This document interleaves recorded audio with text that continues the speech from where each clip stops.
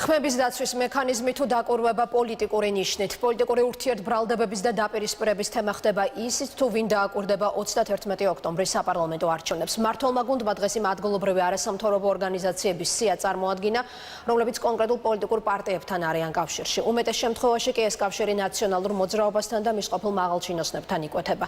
მმართველი გუნდი მითითებული ორგანიზაციების მხრიდან არჩევნების დისკრედიტაციის საფრთხეზე საუბრობს.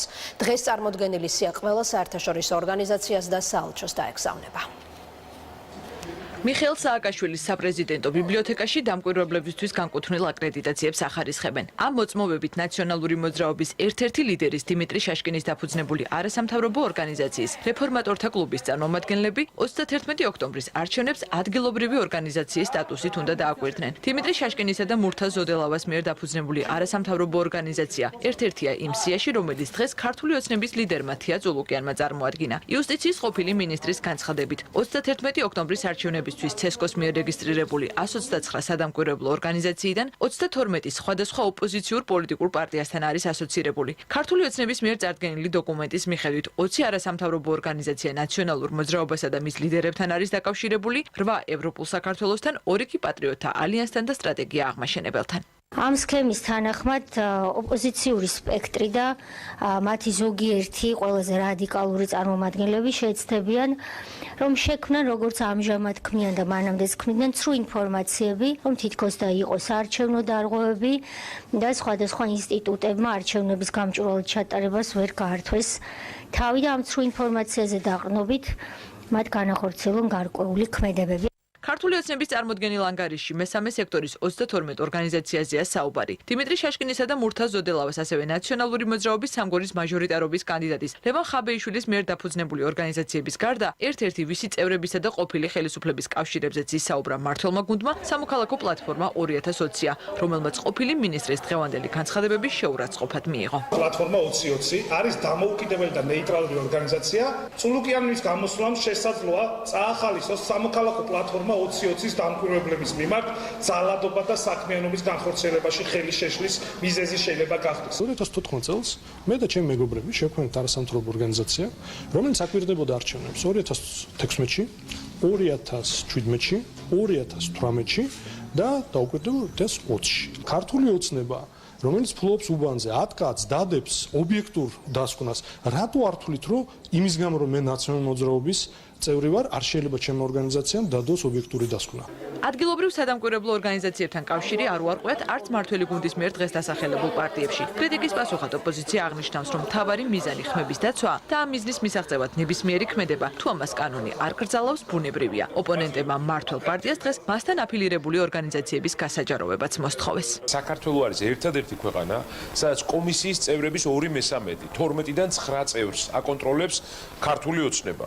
შესაბამისად, ამას ჩვენ უპირისპირებთ იმ კანონის შესაბამის მოქმედებას, რომელიც ჭირდება არჩევნებში გამარჯვებას. და რაც მთავარია, ვაფრთხილებ წულუკიანსაც, ივანიშვილსაც, გახარიასაც, ყობახიძესაც და აბსოლუტურად ყველა. ხელი არ წაგიცდეთ არჩევნების გაყალბებაზე. თორემ აქ ხელებს დაგამტრევით იცოდეთ. იმის ნაცვლად, რომ ჩვენ პირიქით მოუწოდოთ არასამთავრობო ორგანიზაციებს, რომ მათ მაქსიმალურად მონიტორინგი განახორციელონ პროცესის, განახორციელონ დამოუკიდებელი შეფასება და დაკვირვება მთლიან პროცესზე, რომ არჩევნებს ჰქონდეს დობის მაღალი ხარისხი, ისინი თავიდანვე ცდილობენ, რომ მოახდინონ არასამთავრობო ორგანიზაციების დისკრედიტაცია. რატო არ წაიკითხა გრიგოლ გაგინის ადვოკატთა და იურისტთა საერთაშორისო ობსერვატორია, ასევე მაგათი არასამთავრობო ორგანიზაცია, რომელიც არჩევნებს აკვირდება. ან ლადო ბოჟაძე ხსენიათ ალბათ, ხო, მათი დაქირავებული ექსპერტი რო არის. რა თქმა უნდა, დამკვირვებელ ორგანიზაციებში ასევე ისეთებიც იქნებიან, რომელთაც არ მოწოთ შეიძლება ეს თავრობა, რომელთაც კავშირი აქვს ოპოზიციურ პარტიასთან და განწყობა აქვს ოპოზიციური. ამაში საერთოდ რა არის პრობლემატური, არის გაუგებარი. ოღონდ ერთი რამე გამოჩნდა, მათ ეშინიათ დამკვირვებლების. ამჯერად ოპოზიციის ბრალდების ერთ-ერთი ადრესატი ლადო ბოჟაძე ინტერესდება, რის საფუძველზე გამოიტანა დასკვნა ევროპულმა საქართველომ. სულ 5 დამკვირვებელი ყავს რეგისტრირებული, კარგია თუ ევროპულ საქართველოს ასე ძალიან ეშინიათ ჩემი და ჩემი სადამკვირვებლო ორგანიზაციის. ის რომ ეს ადამიანები პირდაპირ არიან აფილირებული ოპოზიციასთან, ამას ხედავთ თქვენ ვარც ოპოზიცია არ უარყოფს და ვერც უარყოფენ, იმიტომ რომ კიდევ მეორე ასეთი საკითხი დადგა საპრეზიდენტო არჩევნებისთვის როგორც პირველ ასევე მეორე ტურს და ეუთომ პირდაპირ მიუთითა, რომ ქვეყანაში არსებობს ყალბი სადამკვირვებლო ორგანიზაციები. ეუთო ოდირის შუალედური დასკვნის იმ ნაწილს, რომელიც ადგილობრივი სადამკვირვებლო ორგანიზაციებისა და პოლიტიკური პარტიების ურთიერთკავშირს ეხება, ეყრდნობიან მმართველ გუნდშიც. ქართული ოცნების ლიდერთა თქმით, მათ უბრალოდ ერთად მოუყარეს თავი იმ მონაცემებს, რაც საზოგადოებისთვის ისედაც საჯარო იყო. ხელისუფლების წევრთა განცხადებით, მათი მიზანია ამ უმრჩეველმა ქვეყნის პარტნიორებმა და საერთაშორისო ორგანიზაციებმაც, რომლებიც საკუთარ ანგარიშებში ხშირად ეყრდნობიან ადგილობრივი დამკვირვებლების შეფასებებს, ღიად იცოდნენ, რა შეიძლება იყოს პროცესში ჩართული ნებისმიერი მხარის რეალური ინტერესი. ყველამ უნდა იცოდეს რეალურად ისინი, ვისაც თავი მოაქვთ, რომ არიან დამოუკიდებლები, რამდენად არიან პირდაპირ კავშირში ამა თუ იმ პოლიტიკურ პარტიასთან, გამგეობის წევრობიდან დაწყებული, დამფუძნებლები და დღესაც აქტიური წევრები ამა თუ იმ ორგანიზაციის, რომელიც უნდა გამოვიდეს და გააკეთოს შემდეგ განცხადებები, რომ არიან დამოუკიდებელი დამკვირვებლები. ბოლო წლების გამოცდილებიდან ისე როგორც იქცევა ჩვენი ოპოზიცია, ძალიან ეჭვი მეპარება, რომ ოპოზიციასთან აფილირებული სადამკვირვებლო ორგანიზაციები შეძლებენ, რომ იყვნენ ობიექტურები. კამპანია არის უკიდურესად ღია, უკიდურესად გამჭვირვალე. ამიტომ არანაირი პრობლემა, არანაირი რისკი, რომ მსგავსი ქმედებებით ვინმეს შეიძლება რეალური ზემოქმედება იქონიოს არჩევნებზე, არ არსებობს. სამაგიეროდ არსებობს სხვა, უფრო შეფარული მექანიზმები, რომელიც დღეს ქალბატონ თია წოლუკიანის ბრიფინგში ყველამ კარგად მოვისმინეთ. არჩევნების დემოკრატიულად, ღიად და ტრანსპარენტულად ჩატარება ჩვენი ყველას საერთო ვალდებულებაა. არა მხოლოდ მთავრობის, მოქალაქეების, ოპოზიციის, პარტიების, ყველასი და ეს იქნება საერთო გამარჯვება და საერთო გამარჯვება არა რომელიმე პარტიის და ოცნების, ქვეყნის.